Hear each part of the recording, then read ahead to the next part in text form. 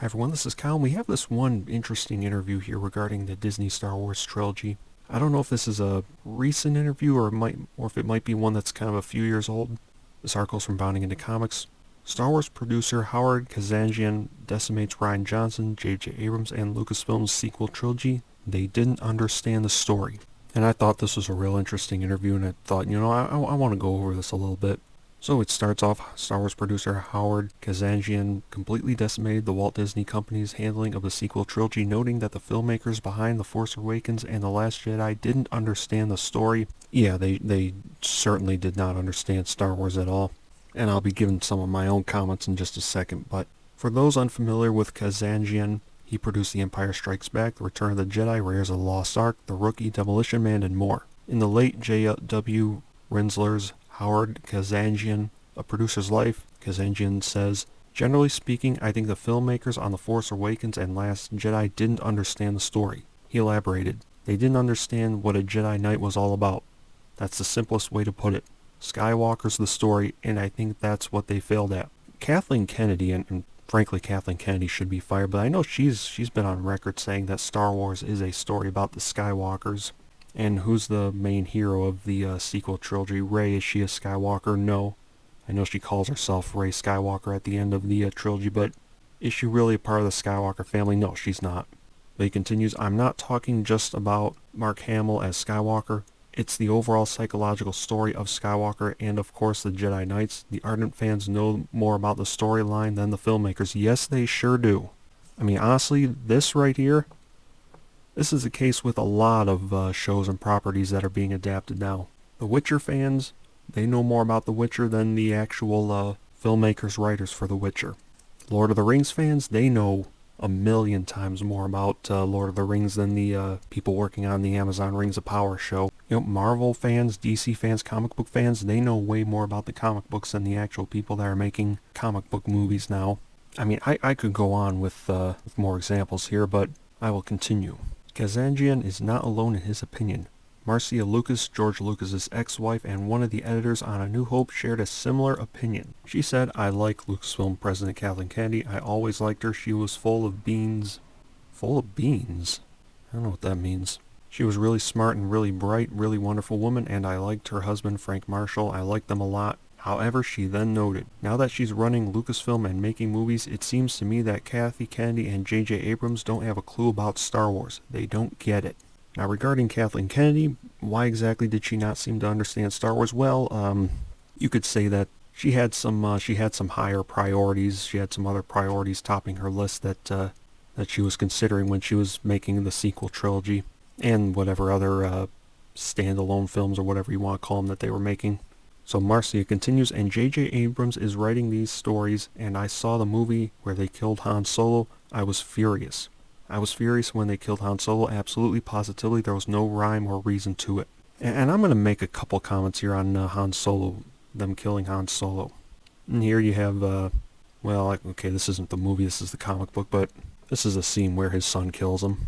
Now, number one, and Marcia, she's going to go into Luke Skywalker in just a second here, but one common trait of writers and filmmakers today, whenever they make sequels or whenever they make adaptations of beloved stories, one very common trait you see is they do not respect the original characters, people that fans loved a lot. I mean, people loved Han Solo. They thought he was a great character. He was a great character. And you can argue with Han Solo. What they did with Han Solo, you could say that it was maybe a little bit disrespectful. I mean, another comment I'll make here. I mean, the one problem that I saw with Disney's Star Wars trilogy before anything else, before their treatment of Luke Skywalker, before their entire story being a mess, Disney got the tone of Star Wars completely wrong. I mean, Star Wars at its core, it's a fun space adventure with, themes of the hero's journey and choosing between good and evil or between the light side and the dark side, being tempted by the dark side, tragedy when someone falls to evil or to the dark side, but also redemption. But what I'm going to focus on here is Star Wars is fun. The tone of Star Wars is fun. The characters are fun. And you could say Han Solo, he was a pretty good example of that. And under Disney, what did they do with that fun tone in Star Wars? They took it out. And they took out fun characters like Han Solo. Yeah, and then they replaced it all with, what should I call it, social justice lectures, things like that. People talking about how the Empire is oppressing people and we need to fight the oppression. People are being downtrodden and whatnot. Like Rose Tico, she was doing some lectures and, in The Last Jedi. I mean, people did not like Rose Tico at all, and yeah, she was not a good Star Wars character. Now, the actress playing Rose Tico, none of this is her fault at all. This is the writer's fault. The actress for Rose Tico was Kelly Marie Tran, if I remember correctly. All she really did was, say the lines that the writers, directors told her to say. But yeah, I mean, Rose Tico was not a Star Wars character. Admiral Holdo, I think that was her name, the purple-haired lady, or the pink-haired lady, I don't remember at this point. She's giving a speech to all the rebels or the resistance, they call them, and she's saying we are the spark that is the hope for the galaxy, or the whatever she said, I don't know, but I mean, the stuff she was saying there, it was not Star Wars dialogue. I mean, I compare the one scene where she's giving a speech to all the rebels on the ship saying the whole spark thing, spark metaphor, whatever it was. You compare that to Admiral Akbar in The Return of the Jedi, where he has all the rebels gathered in a room on a spaceship, and he's going over a plan over how they're going to attack a Death Star. What's its weakness? How are they going to go about it? Things of that sort. And then once they have their plan, they're all going to go on an adventure. It's going to be a dangerous adventure, but it's going to be a fun adventure for us, the viewers. I mean, Star Wars is fun. And Disney took that fun tone out and they replaced it with lectures and speeches and things like that. I mean, that was the very first thing that to me was off when I watched Disney Star Wars, was they had the tone of Star Wars completely wrong. So Lucas continued, I thought, you don't get the Jedi story, you don't get the magic of Star Wars. You're getting rid of Han Solo, and then at the end of this last one, The Last Jedi, they have Luke disintegrate. They killed Han Solo, they killed Luke Skywalker, and they don't have Princess Leia anymore. Yeah, I mean, those three characters, they were fun characters, and they're gone now. I mean, what did they do to Luke? Well, let's look up here. They had him milking an alien. Yeah, I mean, what they did with Luke, none of it made any sense. His story arc in The Last Jedi, where he tried to kill Ben Solo, it made no sense coming from Luke Skywalker, a character who put his life on the line to try and bring his father back from the dark side. And then in The Last Jedi, he looks into the future, he sees Ben Solo's future, and then he just decides to kill him and without any thought to it. It made no sense. Alright, and she continues, and they're spitting out movies every year. Yep. Well, I should say they're really spitting out shows every year. They have a Kenobi show, they have an Ahsoka show now, which isn't doing very well viewership-wise. I mean, Star Wars is a special brand.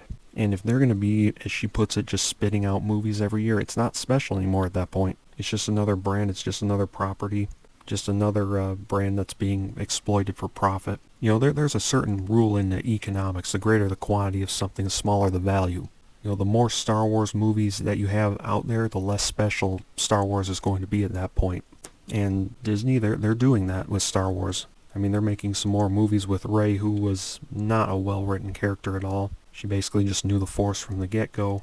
No one really trained her or anything. I mean, did she ever lose a fight in Star Wars? Legitimate question here. Did she ever lose a fight? Luke lost fights. Luke needed help several times. Luke had his struggles. Did Rey ever have any struggles? Not really. Now, why exactly was Rey basically perfect from the get-go? Well, I don't know. If you have any theories, please share them with me. Alright, I'll continue. And they think it's important to appeal to a woman's audience. Okay, I guess that's what I was just implying here.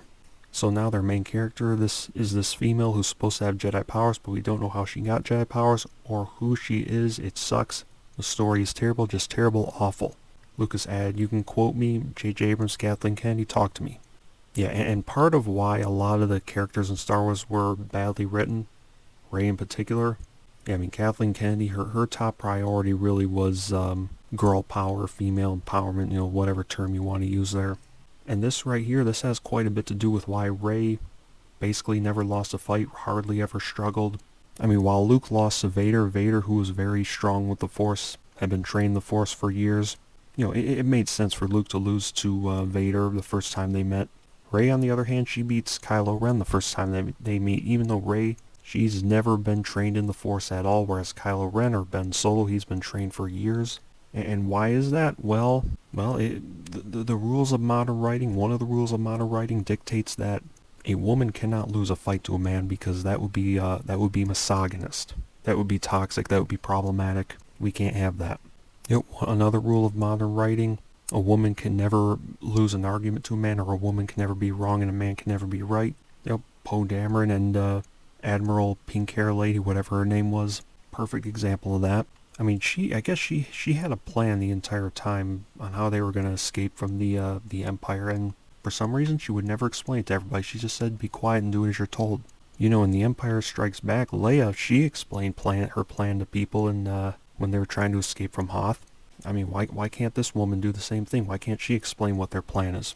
Yeah, I mean, I won't go too far into all the problems with Disney's Star Wars trilogy. I mean, plenty of other people have already done it. I mean, those movies have been out for a handful of years now, but, I mean, I'll say this. Yeah, I mean, this producer here, he's absolutely right. Disney, they don't understand Star Wars. You know, the one thing I say, or the one big problem I noticed before anything else, the fun tone was taken out, replaced with social justice lectures and speeches. You know, stuff about we need to fight for the downtrodden and the oppression and whatnot. That is not Star Wars. Star Wars is fun. The tone is fun. The characters are fun. You know, and they had other priorities and agendas that they put into Star Wars, and the end result of that is that the biggest brand in movies, it's been reduced to just one of many properties on a streaming service on Disney Plus. That's it. Star Wars, thanks to Disney, is no longer special. Everyone, I hope you enjoyed this video. If you did, if you consider hitting the like button, hitting the subscribe button, I greatly appreciate it. Thank you all very much for watching this video, and I'll see you next time. Take care until then.